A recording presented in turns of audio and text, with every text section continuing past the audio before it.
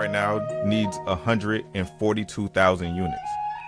That's Just round it up to 150,000. 150,000 units. We need a lot of units. But some community advocates are a little skeptical. Like I hate to make it a white and black thing, but this is some white people shit. If I don't own my neighborhood, I don't give a fuck about this neighborhood. Let's keep it a stack. Just build, baby, build. Thought that might get somebody to click on it. But that's essentially what JB Pritzker wants to do. He has this build initiative, and build stands for Building Up Illinois Developments. So I did a lot of digging just to see what this crooked billionaire, big billionaire JB Pritzker wanted to put out here for us, right? So this build initiative is designed to confront the state's housing affordability crisis and shortage of homes. That state is Illinois, right? He's the governor of Illinois.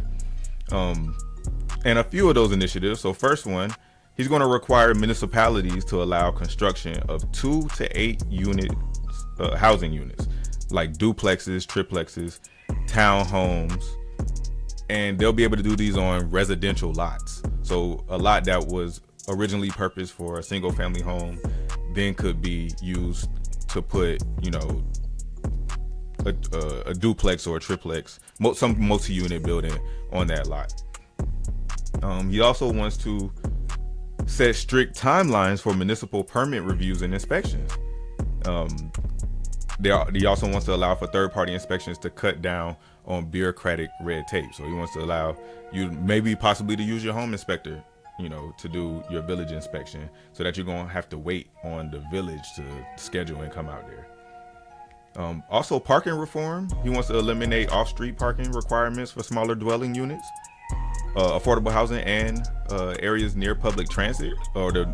One of the most important things is going to include a $250 million capital grant and a loan program divided between infrastructure improvements and down payment assistance for first-time homebuyers.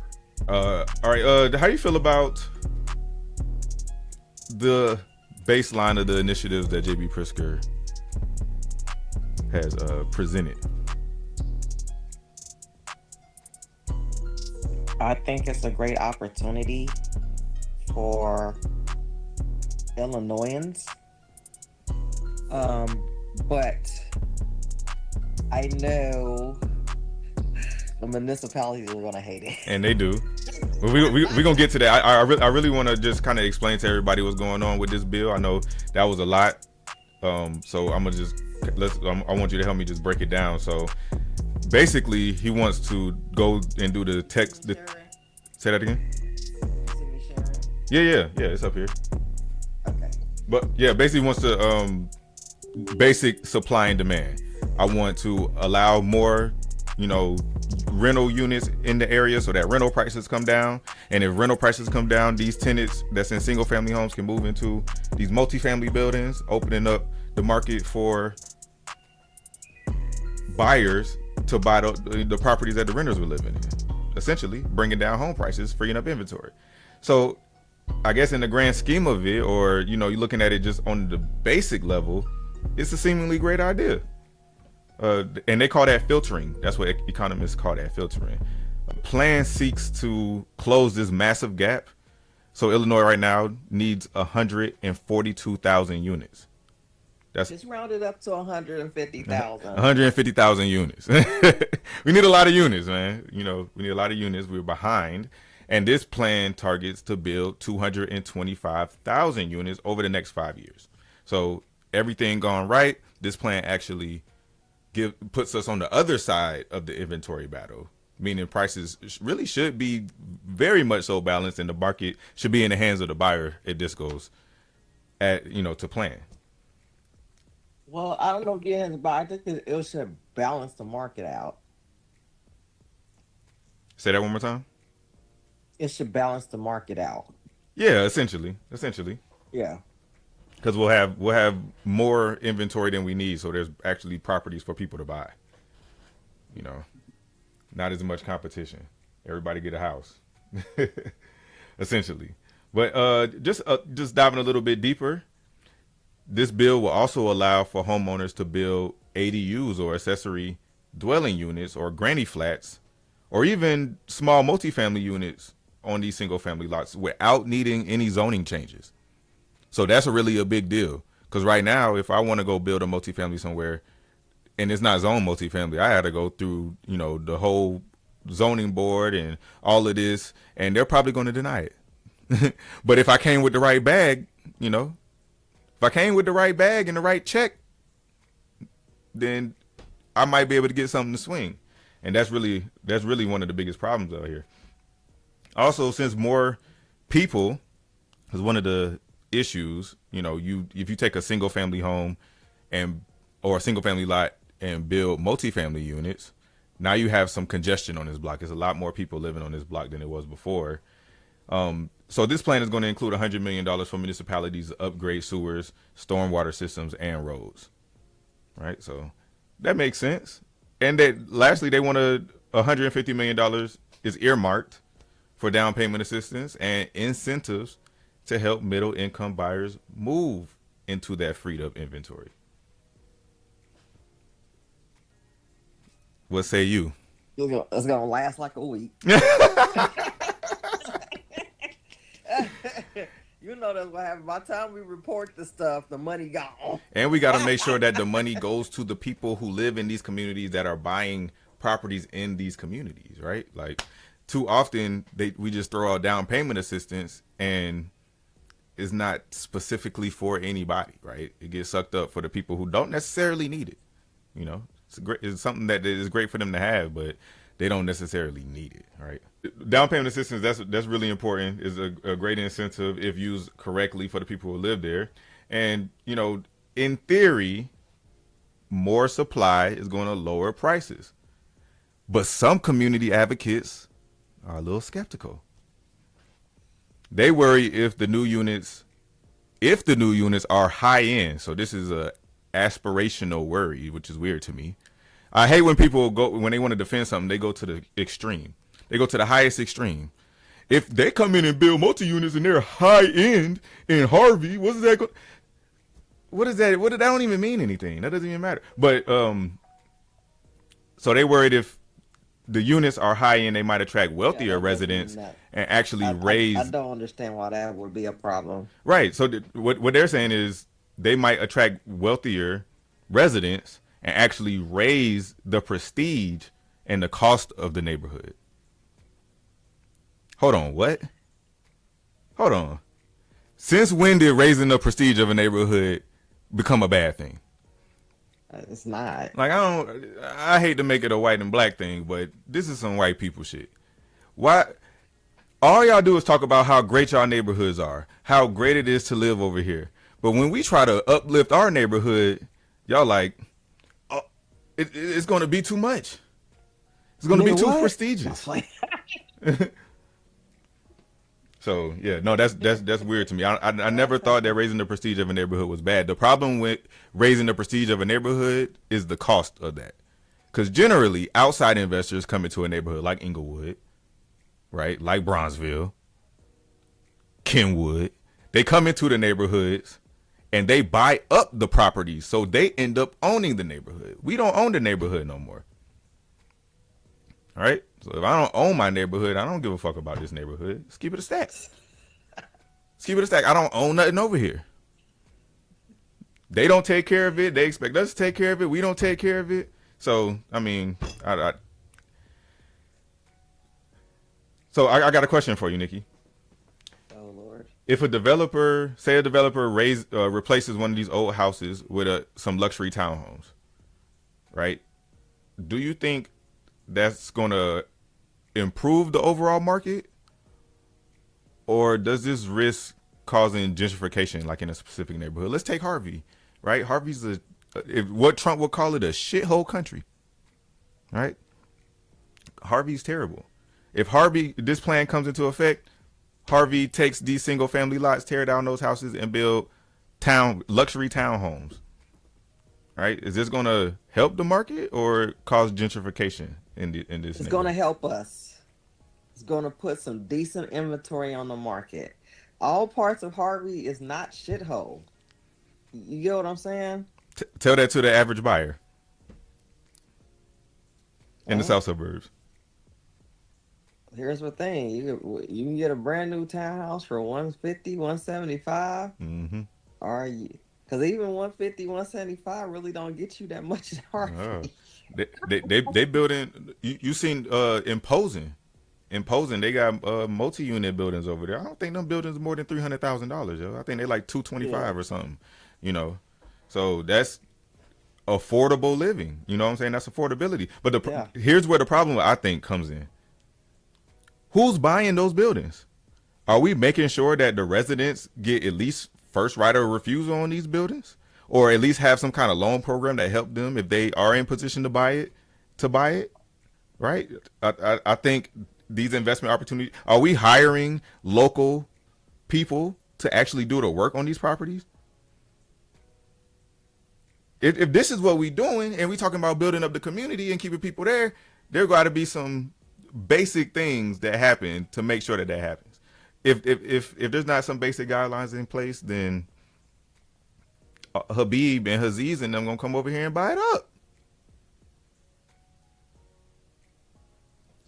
They will for Because they sure. got big bucks. That's easy money. That's easy money. They just slashed the zoning laws. Oh, we about to come in here and go crazy. They gonna across the street from me. They gonna build a 16 unit skyscraper, and just pack everybody in there. So, and I'm not gonna be able to profit off of it. It's just gonna raise my property taxes. You can't build skyscrapers in the suburbs.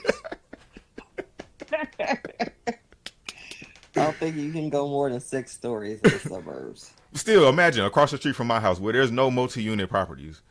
Right, that's a single family lot. That's zoned for single family. It used to be a single family house there. It burnt down 50 years ago. Right, nothing ever got done with it. Per the standards of this, they can drop a 6 unit building right there. So now, right in front of my house, is 6 new families where there was no family there. Kyrie would love it. But you gotta also, hopefully, this will also drive down our property taxes because this will allow more units to be taxed.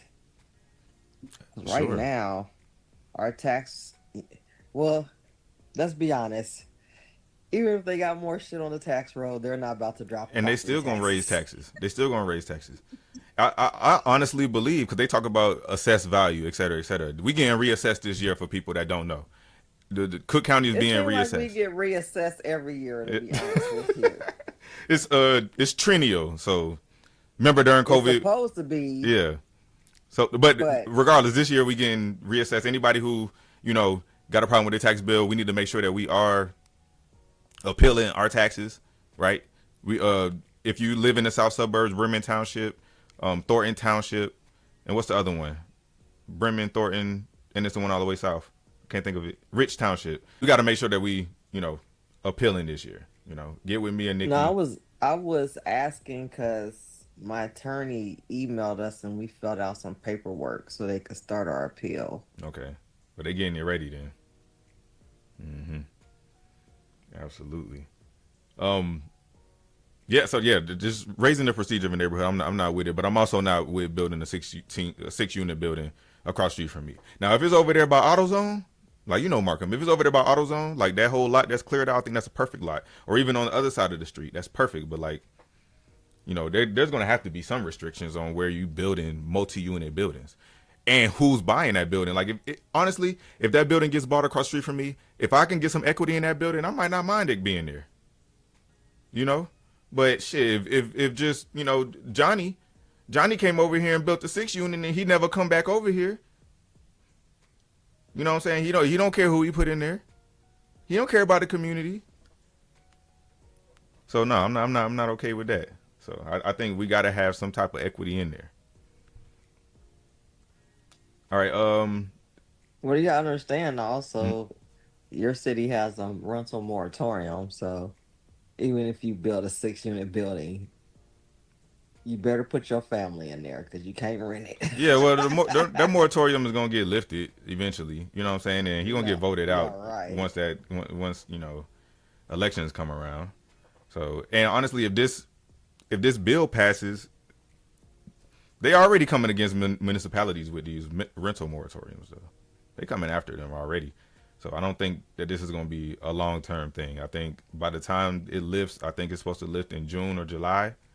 It's going to be a different tune because there's a lot of people losing their houses right now. You know what I'm saying? I know multiple people. Every time I go to the village hall, I bump into a new person that's like, "Yo, I'm about to just let my house go to bankruptcy." Imagine living in Markham when you bought your house, your mortgage was $1,200, and because taxes went up over 5 years, now you paying $1,900. You cannot afford that payment, yo. So, it's asinine. But let's get back to the bill. You know, there's some arguments. Everybody is not in love with this bill. The Illinois Municipal League is the most vocal opponent. Their primary argument isn't necessarily against housing, but against what they call preemption. That's Who? Preemption. That's the state. No, who is this? The Illinois Municipal League. Oh, of course. But their beef really is the state overriding local law. So they don't want JB Pritzker to be coming into Cicero and telling Cicero, y'all can't have these zoning laws to stop developers from building multi-unit buildings. Of course, you would use Cicero as an example. The most overregulated village in the south suburbs. You know, they're one of the villages that's mad about it though. Seriously. Yeah, because they're overregulated. Yeah. They want their hands. They want to be able to have say in every single thing. Well, yeah. Like I've never sold a house in Cicero for that very reason. Not. That's like not our demo, yo. Cicero's Yeah. not our demo. It's not. That's why I ain't selling. Honestly, if I gotta sell in Cicero, like if one of my clients was like, "Well, we looking at Cicero," I'd be like, "I need you to research Cicero. I'm gonna send you some. I'm gonna send you something on Cicero, and then let's come back to this conversation." You know. You sure you don't want to go Maywood? Right. Berwyn, even hell. Oak Park, Forest Park, anywhere but Cicero. Yeah. So the Illinois Municipal League, they argue that local mayors and city councils know their towns better than state officials in Springfield. They are particularly wary of the provision allowing developers to hire third-party inspectors if the city's too slow. They argue this is going to remove crucial local safety, oversight, and accountability. And they argue remove safety oversight if they hire their own inspector. Yeah. You said how? A report still has to be developed. Yep. And inspectors don't falsify reports because they don't want to lose their license. Right. And they're licensed by the state. Like these are licensed professionals who you paid for a service. I just didn't, and I'm paying about the same price that I'm going to pay the village inspector. The village inspector, not even a housing person. He's just a firefighter who took a test. Because here's my thing about the villages. They don't have the resources to even enforce their own regulations. That is my biggest issue with the villages. Mm-hmm. Like okay, let's talk about Markham for instance. Stay on Markham. Let's stay on Markham. You get a point of sale inspection. It's only good for 30 days. Nope, 21 days. It ain't even 30 no more. But if you need a re-inspect, mm-hmm. the inspector is 6 weeks out. Yep. So that math don't math. I'm like, you shouldn't even do inspections if your inspector is 6 weeks out. Yep. Let's see. I mean, now they are training. I talked to one of the inspectors. They are training some more, but like, still, like, if I can just hire David to come out there and inspect this house and get this report to y'all, I had that shit to y'all tomorrow. You know what I'm saying? Versus next week. I'm trying to close this deal. I only got 21 days, right? Only got 21 days to get my transfer stamp form and everything closed out before I got to do a whole nother inspection.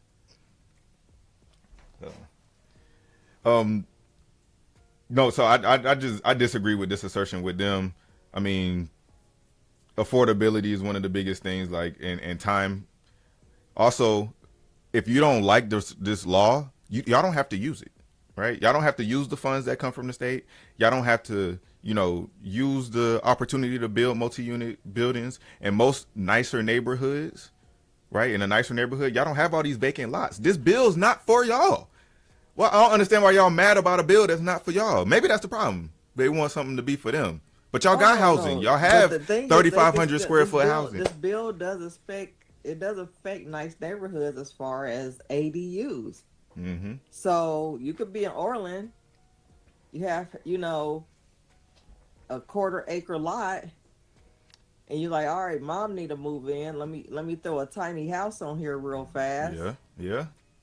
So that's how it still would impact a place like Orland. You know what I'm saying? Yeah. And it makes sense because I would love to build a tiny house on my lot for my mom to come live in the backyard. Mm-hmm. So especially if she can't live by herself anymore, but she still has some independence. Right. You get what I'm saying?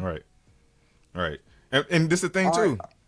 Or you got a kid, an adult child that's maybe in school or something, getting their master's like Josiah, and you can build an apartment over the garage.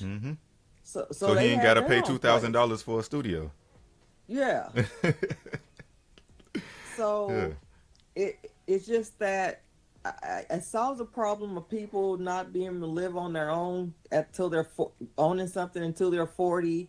It also solves the problem of having an older parent living in the property as well. And also, here's the thing: if you don't want an ADU in your yard, you don't gotta put one in your yard. That's not a reason to knock down a bill because you don't want an ADU in your yard.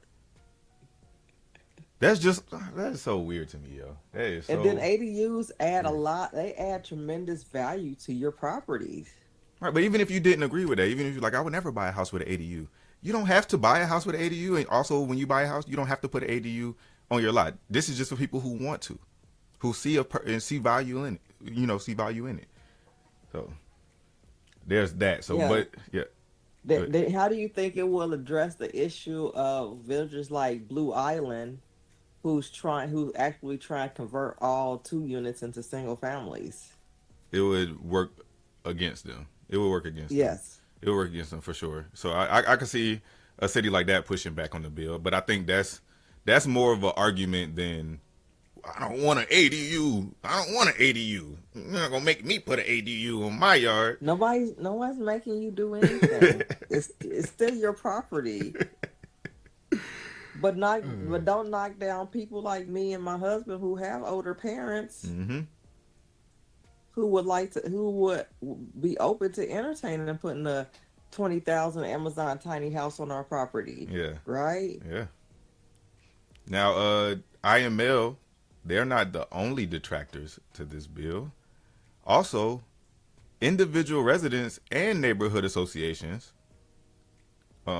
they often are focusing on the physical and social changes to their streets. So critics like attorney Daniel Lauber, I hope that's how you say his name, probably butchered it, but he's arguing that the bill effectively destroys the single family R1 zoning, and he worries that replacing a cottage with the 8-unit box will change the feel, the sunlight, and congestion of city blocks. Also, in many Illinois towns, street parking is already a battle. Critics argue that removing parking minimums will lead to parking wars as new multi-unit buildings go up without parking wars. It's already parking wars. Have you seen the city of Chicago when they put cones and chairs and shit in the hallway in the street so no one parks in that spot while they're gone from work? Yeah, and honestly, this bill isn't really going to be for Chicago, if I'm being honest. Chicago is built up to the T. You know what I'm saying? It's already congested everywhere. It's already, every block got a bunch of houses on it.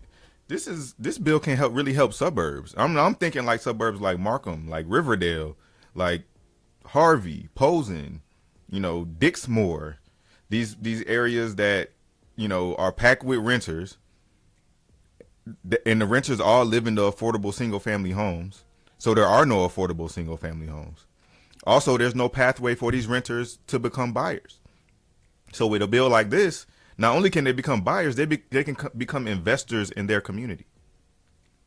I think that's the beauty of this bill, right? That's what I like about the bill. Yeah. Yeah, And then Harvey doesn't have they don't do any inspections anymore. yeah. Who gonna do it? Everybody got fired or quit or furloughed. They might do like commercial inspections, but like for single family point of sales, they don't do those That's anymore. crazy. They don't even care. No, they just. Right. I talked to the department head because they still have someone who runs that department. He said, "Man, he said I alleviated so much stress from my life and everything when I got rid of that point of sale inspection." Well, I know wholesalers having they way in Harvey right now. Oh Yeah, but man, what can you do? What can you do? yeah, And our last detractor, surprisingly, not so surprisingly, some of the sharpest criticism is coming from the very people the bill is meant to help. Advocates like Isabel Cabrera. She's issued phrases like density without affordability is not justice. They worry that middle housing would be your townhomes, duplexes, triplexes, things of that nature, small condominiums, target people making 80 to 140% of the area's median income. If a developer tears down a cheap older rental to build a luxury triplex for middle class workers, the original low income residents could be displaced. How you feel about that? feel like it's progress. She's Yeah. a hater.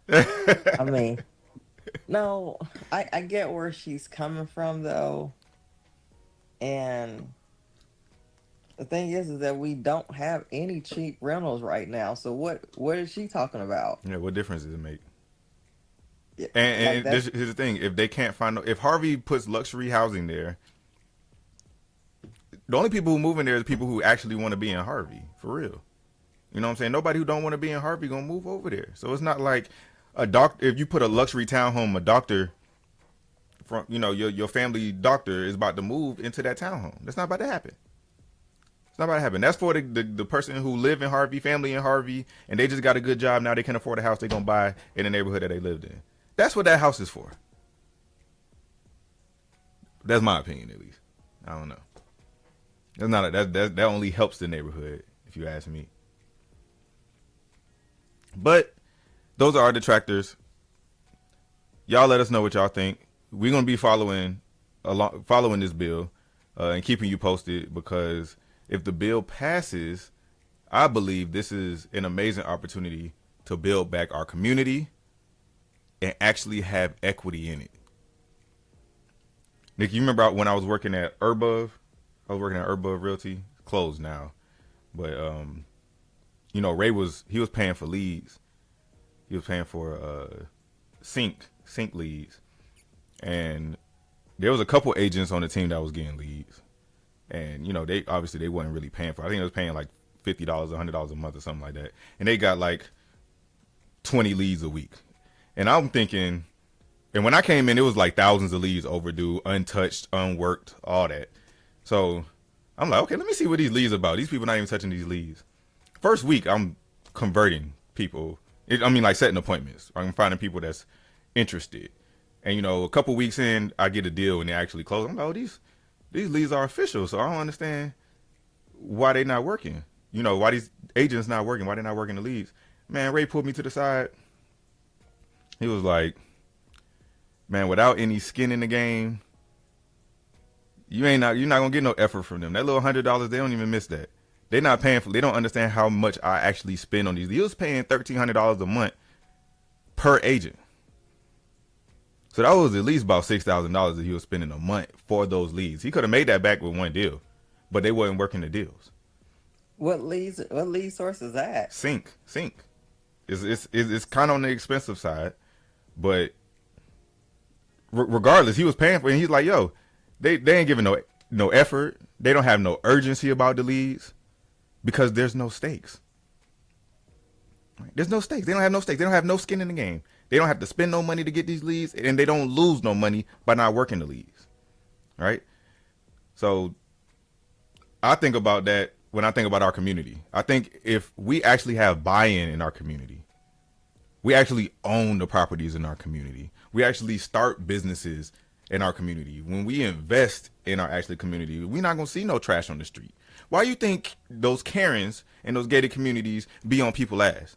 Because they pay them motherfucking homeowner association dues every month. And I expect this gated community to look a certain way. That's why I moved over here. So yes. And the people that live there look a certain way too. Well, yeah, that's extra, but you know that's just the added bonus. And there's no black people over there. No, there's one black, but you know his wife is white, and he's really nice. He golfs with my husband. But yeah, caddies for my husband. Right. He my husband driver. Oh man. So yeah, or he a basketball player. That's probably basketball player or rapper. You know, he makes music. He's a musician.